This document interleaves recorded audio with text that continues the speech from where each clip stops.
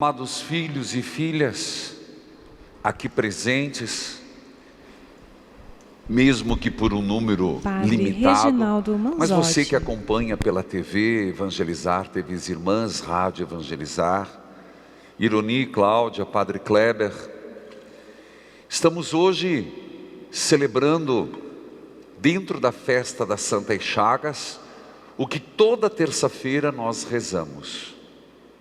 Rezamos pelos doentes com os doentes, e são inúmeras as enfermidades. Também hoje é missa em favor das mensageiras das capelinhas, que cresce a cada dia. Muitos, antes da pandemia já o tinham, tiveram que parar, mas continuam pelo WhatsApp, continuam pelas redes sociais. E já aproveito fazer um apelo, que cada um pode se tornar uma mensageira da capelinha. Não é difícil, é simplesmente você ter a vontade de propagar a devoção das Santas Chagas. É só ligar 41 3221 6060. É só mandar um e-mail, mensageiros@evangelizaraepreciso.com.br. E digo, às vezes até eu convido no rádio, quando eu percebo que a pessoa já recebeu uma graça de Nosso Senhor, e de modo particular nessa devoção das Santas Chagas. E nós que estamos convencidos e sabemos dessa devoção cristocêntrica, Jesus é o centro, que vai no mistério da nossa própria redenção, paixão, morte, ressurreição. Porque as Santas Chagas, nunca esqueçamos, ela nasce no ato da paixão. Porque as chagas do Cristo foram feitas no momento da sua crucificação. E Ele desejou, Ele quis trazer como sinal visível para edificar na fé. Portanto, toda vez que olharmos as Santas Chagas, ela nos edifica, nos lembra o grande amor de Deus, o grande amor de nosso Senhor Jesus Cristo. Por isso, não é para substituir a capelinha de Nossa Senhora, não, absolutamente. As capelinhas e nas dioceses, nas paróquias, fazem um trabalho lindo. As capelinhas de Nossa Senhora, que levam a devoção da mãe, inclusive com os cofrinhos que tem, que na grande maioria das dioceses, eu não sei lá, mas é o que supre o seminário, as vocações. Não parem com isso não, de jeito algum. Tanto que na capela, aquela é a maior, não tem cofre. E eu nunca autorizei. Tem pessoas que de boa vontade fazem uma adaptação na capelinha colocando o cofre. E quando eu vi pedir, tirem. Não é esse o objetivo. Nós não queremos cofre na capelinha das Santas Chagas. Nós queremos, se as pessoas puderem, tornem-se associados. É diferente. Mas a visita da capelinha de Jesus das Santas Chagas é o objetivo de onde passou a mãe, passa o filho. Onde passou Nossa Senhora, chega Jesus, porque Maria sempre vai dizer: façam tudo o que Ele vos disser.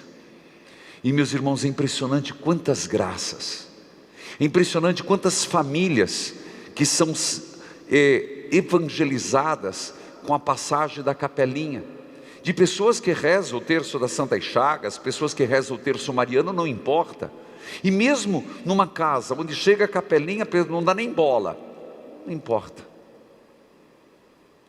No seu tempo, semear é o evangelho, foi o evangelho do semeador de domingo, semear. Mas padre, eu posso passar a capelinha das Santas Chagas numa família de separado? Pode. Posso passar numa casa onde a pessoa não vai na igreja? Deve. Posso, meus irmãos, aí são sinais de Deus. Não esqueça que Deus nos cerca de carinho e proteção. E às vezes são gestos como esse que despertam na pessoa, despertam a família, a pessoa para Deus. Por isso, ainda nesse introito, que tal você, que sabe da grande eficácia dessa devoção, se tornar um mensageiro, uma mensageira da capelinha? Mais uma vez, é só ligar 41 3221 6060 e já antecipa que quando terminada a pandemia, continua passando, ou mande um e-mail. Principalmente no evangelho de hoje, que nos fala de um grande apelo do Senhor, um evangelho que está presente dos 4 em 3 evangelhos. E isso, para os estudiosos, significa, se dos 4, 3 apresentou, realmente foi algo, além da fonte comum deles, sinal que algo era importante de ser narrado, que aconteceu sim, foi fato? Foi. Mas esse fato podia ser lembrado por 1, por 2, mas o fato de ser lembrado por 3 evangelistas dos 4, significa que para a comunidade significava muito. Então o que quer dizer? Eu começo dizendo o que não quer dizer. Nunca deixo de fazer isso. Naquele tempo, a mãe e os irmãos de Jesus se aproximaram. Nunca deixo, porque os nossos irmãos separados adoram esse evangelho para criticar a virgindade de Nossa Senhora. E nós, católicos, acreditamos que Nossa Senhora foi virgem antes, durante e depois. E que só teve um filho, nosso Senhor Jesus Cristo. Não, padre, como é que está falando os irmãos de Jesus aqui? É consenso. É consenso, e mesmo os irmãos separados, e mesmo os que saíram de Lutero, eles são unânimes em dizer que na língua hebraica não tinha uma palavra para distinguir primo e irmão. Não tinha. Portanto, primo e irmão se trata de o mesmo verbo, a mesma palavra, a mesma palavra. Portanto, quando nós falamos dos irmãos de Jesus, são aqueles que, segundo a nossa tradição, são os filhos de Maria de Cleofas, são os primos de nosso Senhor Jesus Cristo. Portanto, é pacífico esse ponto, e isso não pode ser usado de forma diferente. Na nossa fé, Maria é virgem antes, durante e depois, a virgindade perpétua de Maria, mas só teve um filho, nosso Senhor Jesus Cristo, pela ação do Espírito Santo, e José foi seu pai. Mas ainda, um outro elemento, estaria Jesus aqui faltando com respeito com Maria? Ora, me diga se é possível encontrar nos lábios de Jesus uma inverdade. Nunca Jesus mentiu. Nunca Jesus fez algo que ferisse alguém, no sentido da palavra. Ele teve palavras sérias, teve palavras difíceis, isso sim. Mas ele que, quando um jovem perguntou: Senhor, o que eu faço para pertencer ao reino dos céus? Um dos mandamentos citados é honrar pai e mãe. Ora, se nosso Senhor disse que uma dos pré-requisitos do céu é honrar pai e mãe, teria nosso Senhor desonrado sua mãe publicamente? Naquele que só é verdade? Jamais. Então, se os 3 evangelistas citaram, qual é o sentido? Nós temos que entender o alargamento que nosso Senhor deu ao seu conceito de família. Mas temos que entender um pouco mais. Lembra que várias vezes Jesus teve contenda, teve brigas, discussões com os fariseus, e várias vezes eles disseram: mas Senhor, nós somos filhos de Abraão. Como que dizendo, o fato de eu ser filho, eu já tenho o céu. É como que a salvação viesse por genética. como que a salvação viesse naturalmente. Sou filho de Abraão, está garantido. E Jesus diz com todas as letras: se fosseis filhos de Abraão, me escutariam, mas como não me escutais, não sois filhos de Abraão. Nesta frase, os próprios santos padres, quando comentam esse evangelho, mostra que nosso Senhor está dizendo que herdeiros do céu não é por genética, não é por raça, que Jesus está dizendo que só por ser judeu não lhes garante o céu, o paraíso. E da mesma forma como nós, só pelo simples fato de sermos cristãos, batizados, mas é bastante, porque somos imersos na igreja, purificados dos nossos pecados, os 3 elementos do batismo: purificado do pecado original, imersos no Pai, a filiação divina, e imersos na igreja, é muito. Mas a não vivência do ser cristão é um impedimento do céu. Então o que nosso Senhor e os evangelistas querem frisar? Que é preciso mais. Se não é simplesmente por ter nascido numa família católica. Ontem eu dava uma entrevista depois da missa, não vou dizer antecipadamente, mas um jornalista, ou melhor, mais do que um jornalista, um apresentador me perguntava: como é que o senhor reage, padre, com muitos que se dizem que são católicos, mas não vivem? Eu falei: filho, não existe isso. Ou é católico ou não é, ou é cristão ou não é. O fato de ser de família católica não significa que a pessoa é católica. É um primeiro anúncio, mas a adesão pessoal, ela tem que existir. Fé não é virtual, ela é real, ela é presencial, ela é uma adesão de vida.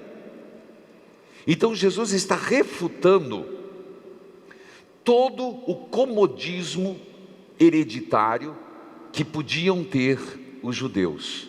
E para as comunidades, quando Lucas escreve o evangelho de hoje, está dizendo para a comunidade cristã: não se iluda. Não se iluda, porque o vínculo com Jesus é maior. Terceiro ponto. Quando eles dizem: tua mãe e teus irmãos estão aí fora e querem te ver, Jesus responde: minha mãe e meus irmãos são aqueles que ouvem a palavra de Deus e põem em prática. Jesus estabelece algo que nós deveríamos ter: a consciência. Eu tenho que ser da família do Cristo. Ele é meu Senhor? Sim. Sou seu servo? Sim. Sou seu discípulo? Mas Ele mesmo disse: já não vos chamo servos, mas amigos. E quando o Senhor estabelece esse novo vínculo de família, Ele está querendo familiaridade. É difícil falar isso quando às vezes o nosso conceito de família é briga, né? É difícil. Como atrapalha a nossa vida real para entender as coisas de Deus. Para um que tem a família que é um quebra-pau da peste, uma família que um entra pela porta, o outro sai pela outra, que a casa virou dormitório. Uma família onde se gasta muito mais tempo vendo internet, série e outras coisas, que não tem diálogo, onde se chega em casa e diz: você não fez nada hoje, você não trabalha, e não valoriza o trabalho do outro. É difícil entender. Mas quando entendemos que família é um lugar de amor, de diálogo, de partilha de vida, de sonho comum, então aí entendemos o que o Senhor diz: eu quero que vocês sejam meus familiares. Eu quero que vocês estejam no convívio, na intimidade. Eu quero estar na tua vida e você esteja na minha. Essa é a grande mensagem do evangelho de hoje. Que o Senhor quer estar nas nossas entrelinhas, naquilo que nós não podemos dizer e escrever, nos nossos momentos de discernimento, de se sentar frente a frente com o Senhor, como se espera numa família, e projetar o futuro, estabelecer juntos sonhos. Esse desejo de nosso Senhor é o caminho da nossa santificação. Nós podemos ter com Deus, e Ele deixou claro: eu não quero sacrifícios, eu quero misericórdia. O Senhor de novo está dizendo: eu quero ter com você proximidade. O Senhor insiste em dizer: faça parte da minha família. Os critérios: ouvir a palavra. Então peraí, então quer dizer que eu preciso fazer muitas e muitas vezes o papel de Maria, a irmã de Marta. Não que não devamos trabalhar, mas que às vezes nós precisamos, para ouvir o Senhor, nos recolher. Para ouvir o Senhor, nos prostrar aos seus pés. Mas nós não temos tempo, filho. O que foi a pandemia? Tempo de sobra. E aumentou a qualidade dos relacionamentos dentro de casa ou piorou? Tempo de sobra. Quanto tempo você dedicou à palavra? Tempo de sobra. Aumentou o seu fluxo, o seu itinerário de oração? Tempo de sobra. Você se aproximou mais, eu estou brincando com as duas realidades, espirituais e práticas. Você se esmerou em ajudar a arrumar a casa, fazer uma comidinha melhor? Você se esmerou em saber mais do teu filho, e o filho saber mais do teu pai, da tua mãe? Ouvir a palavra de Deus. Não tem como. Para ouvir tem que se calar. Não tem como, meus irmãos. Dificilmente as mulheres têm uns dons maiores que os homens, de fazerem várias atividades ao mesmo tempo. Mulher consegue. Homem é meio tosco nesse ponto. É uma coisa, olha lá. A gente sente isso. Mas uma coisa é verdade: se você estiver falando, você não está ouvindo. Se você começar um diálogo, um monólogo, coitado do outro, né? Então, se temos que ouvir a palavra, eu te pergunto: nós temos dado esse tempo para Deus, familiarizados com Deus, de ouvi-lo? É uma das condições de ser da família, e pôr em prática. Não, eu faço. Tá, meus irmãos, você pode fazer uma ONG. Eu faço. Você pode fazer a caridade, mas sem as devidas motivações. Eu faço, mas se não faz por Jesus Cristo, o copo d'água que não for dado por Jesus Cristo.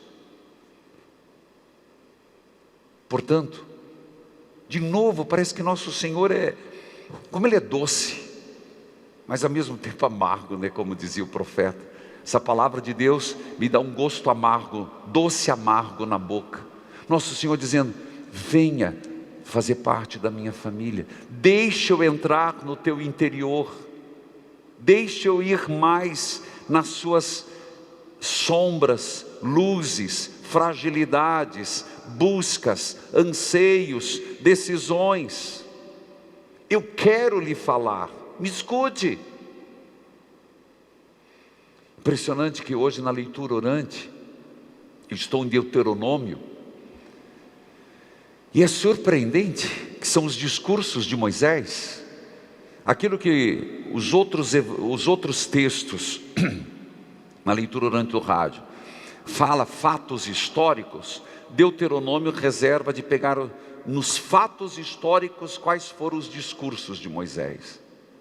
E hoje no capítulo 10, versículo 12, Deus fala para Moisés: fale para o povo o que eu espero deles, e apresenta 3 coisinhas: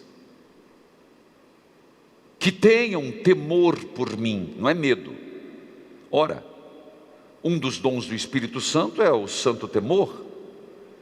O que é o santo temor? Não é medo de Deus, mas é respeito, reverência, reconhecimento. Nos falta temor a Deus. Isso, gente, não é novo. Nós cristãos. Mas está lá no Antigo Testamento, Deuteronômio capítulo 10, versículo 12. Temor a Deus. Onde que fica o temor a Deus? Onde se brinca de Deus? Na genética se brinca de Deus em declarar morte e vida desde os fetos ou no final da vida? Que temor a Deus nós temos? Se a pessoa não fica nem corada de deixar o outro passando fome. Porque quando alguém tem consciência de Deus, ela não consegue ser corrupta. Não é medo, mas é temor. Ela não consegue ser injusta. Ela não consegue nem fuxicar da vida do outro. Primeiro, temor. Segundo, amor. Deus dizendo pela boca de Moisés, Deuteronômio 10, 12. Tenham temor a Deus. Tenham amor a mim. Me amem. Mas caramba, Deus precisar pedir isso? Que somos a sua imagem e semelhança?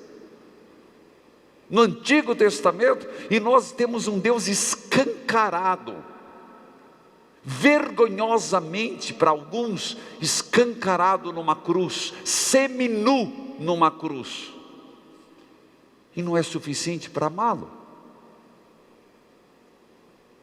O que mais que a gente quer? Você tem noção? A gente que está cheio de capote, nós que para certas coisas somos tão pudicos. Deus foi seminu para a cruz, para dizer que me ama. Sofreu como um condenado, literalmente. E Deus pedindo amor? Caramba! Que bando de chucro que nós somos, hein? Temor, amor, serviço, servi-lo. 3 coisas. É impressionante. E um pouquinho mais, aqui não vou entrar em detalhes, mas no final Deus termina dizendo assim: escuta aqui, caboclos, eu vou deixar entre vocês bênção e maldição, escolham. E aí? Minha mãe e meus irmãos são aqueles que ouvem a palavra de Deus e as põem em prática.